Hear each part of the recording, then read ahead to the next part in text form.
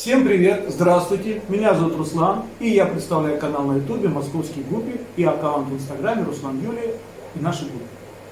Друзья, мы продолжаем тему карантина для вновь прибывшей рыбки, и в этом ролике расскажу вам, как мы переводим рыбку из транспортировочных пакетов, подготовленных для приема рыбок, карантинные аквариумы. Хочу еще раз подчеркнуть, что все, что я буду говорить, все это основано на нашем личном опыте. Поэтому прошу исходить из этого. То, что мы знаем, то и говорим. Так вот, это очень важное и ответственное мероприятие, от результатов которого будет зависеть, как в дальнейшем будут чувствовать себя новые рыбки в нашей аквариуме. Напоминаю вам, что в предыдущем ролике мы показали вам 4 наших новых аквариума, подготовленных для приема новых гуппи. При этом я говорил, что очень важно, чтобы аквариумы были подготовлены заранее, как минимум за 2 недели до предполагаемого срока прибытия новых рыбок. И еще говорил, чтобы в этих аквариумах отсутствовали любые другие аквариумные рыбы и гидробионты. Почему это так важно?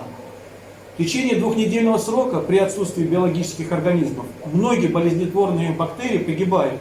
То же самое касается личинок паразитов. То есть 2-недельный карантин аквариумов дает возможность вновь прибывшей рыбке больше шансов не заразиться теми болезнетворными бактериями, которым у нее нет иммунитета, или паразитами, если они вдруг каким-то образом оказались в вашем аквариуме, из которого вы доливали воду. Итак, друзья, контейнер с пакетами, в которых находится аквариум рыбки, прибыл. Теперь в помещении с приглушенным светом нам необходимо вскрыть этот контейнер, достать из него пакеты с рыбками и опустить их в емкости с водой, температура которой равна температуре воды в карантинных аквариумах. Почему мы не рекомендуем вам вскрывать контейнер в освещенной комнате?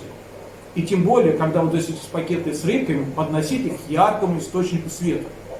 Но вот представьте себе, что вы спите, а вас резко будят, включают яркий свет и, светя прямо в глаза фонариком, начинают разглядывать ваше лицо.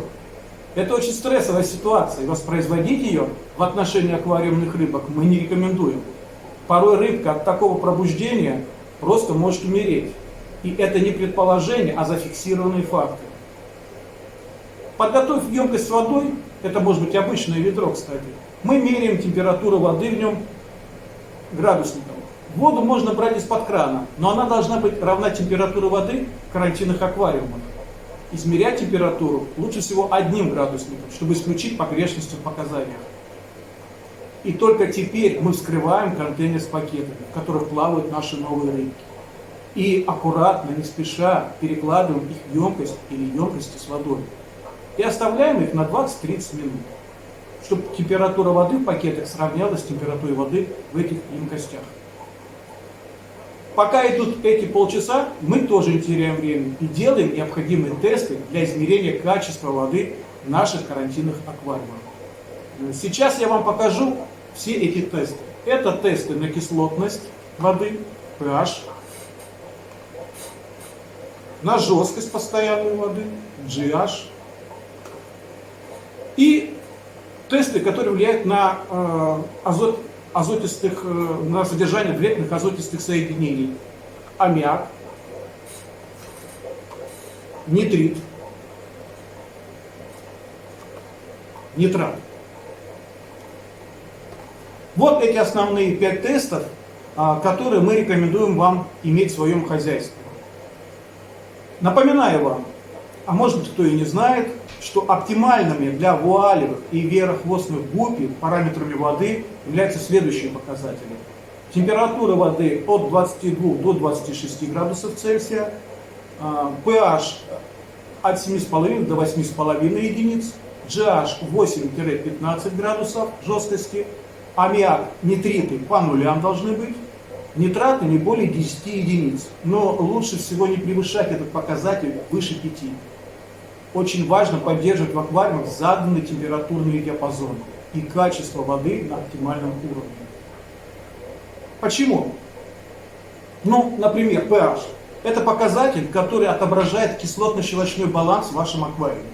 Если, к примеру, его величина ниже 6 единиц, то это может привести к тому, что бактерии нитрификации, которые стабилизируют аммиак и нитриты на безопасном для рыб уровне, начнут отмирать. а следовательно вы получите взрывной рост показателей по аммиаку и нитритам. что категорически неприемлемо для любой аквариумной рыбки. Не только для гуппи, так как тот же аммиак – это токсичный яд, которым рыбки могут отравиться и погибнуть. Кроме того, важно, чтобы показатели pH воды в карантинных аквариумах не отличались от аналогичного показателя воды в транспортировочных пакетах более чем на 0,3 единицы. Если этого нет, то вам необходимо на первых порах регулировать его с помощью специальных реактивов. Вот таких, как у нас, например, это реактив pH-, понижает pH воды, и pH+, который повышает pH воды. Но опять же, это только на первое время. Необходимо постепенно адаптировать рыбку к стабильным показателям pH вашей воды. После того, как мы измерили показатели воды в карантинных аквариумах, мы также проводим аналогичные тесты в транспортировочных пакетах. Для этого мы берем ножницы и аккуратно срезаем верхнюю часть пакета, чтобы сделать забор воды на тестирование. Забор воды мы производим с помощью обыкновенного шприца. Да, и не забудьте снять иглу с него, чтобы не поранить рыбок. Что делать, если pH различается в пакетах и в аквариумах, я уже сказал.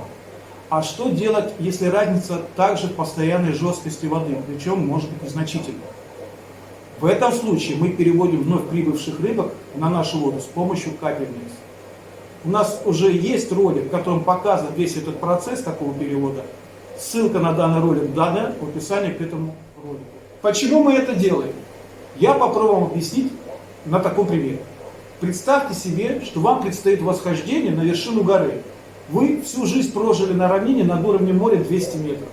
А теперь вам предстоит восхождение отметку 5000 метров выше этого уровня. И вот как вы поступите? Вы можете нанять вертолет и моментально переместиться на эту высоту. И что произойдет? Скорее всего, и наверняка на этой высоте вы начнете испытывать проблемы с нехваткой кислорода, вследствие чего у нетренированного человека может развиться так называемая горная болезнь, которая без своевременного оказания помощи может привести к летальному исходу. Чтобы этого не случилось, вам придется подниматься в горы постепенно, с остановками в пути и промежуточными стоянками. За время этого восхождения ваш организм будет постепенно адаптироваться к меняющейся внешней среде. И риск возникновения горной болезни в этом случае у вас будет значительно меньше. То же самое происходит с аквариумной рыбкой, когда мы пытаемся резко перевести ее из пакета в аквариум. Если параметры жесткости воды сильно отличаются, то рыбка может испытать шок и даже быстро погибнуть, буквально за пару часов. А если вы будете переводить ее постепенно, капельным путем, в течение 2-3 часов, то этого не случится. После того, как мы прокапали рыбку, настало время достать их из пакетов и пересадить в карантинный аквариум. Мы никогда не выливаем в аквариум вместе с водой из пакета прибывшую рыбу. Но и от сачка Юля отказалась. Так как же она пересаживает рыбку, спросите вы? А все просто. Для этого у нее есть вот такой стаканчик, с помощью которого она аккуратно вылавливает рыбку в пакете и отправляет ее в аквариум. Такой способ ловли позволяет снизить риск поранить или травмировать рыбку при пересадке на новое место жительства. Воду из транспортировочных пакетов мы сливаем в канализацию.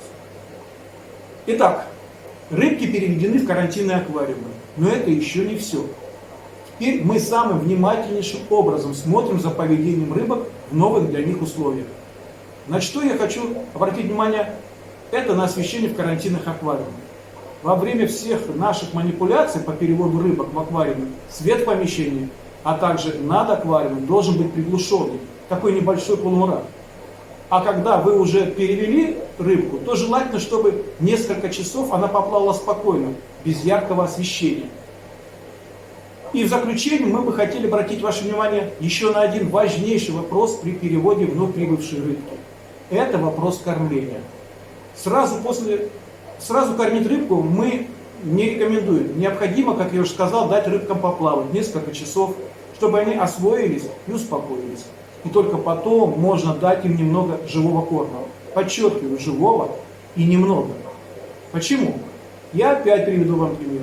Если, например, человек несколько дней был в пути и не ел, а потом ему предложили богатый стол с рассолом, то изголодавшийся путник может жадно наброситься на угощение и потом сильно пожалеть об этом. Результатом такого пиршества могут стать серьезной проблемой с пищеварением. То же самое и с рыбками. Мы рекомендуем дать гуппи немножечко живого корма, а именно рачка артерии. Совсем чуть-чуть, чтобы у них заработали желудочки. И все. Пока им этого хватит, оставьте их в покое на несколько часов до следующего кормления. На этом можно считать, что перевод рыбы карантина аквариума завершен. А дальше мы наблюдаем за рыбкой, меняем воду, кормим. И в зависимости от ситуации с внешним видом гуппи, ее поведением, аппетитом, проводим пассивный или активный карантин. А что это такое и в чем разница между этими двумя видами карантина, вы узнаете уже в третьей части нашего цикла, который мы посвятили карантину вновь прибывшей рыбки. А на сегодня у меня все.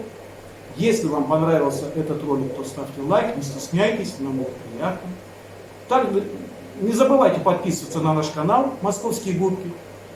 А я с вами прощаюсь. Всего вам доброго. До свидания. До новых встреч.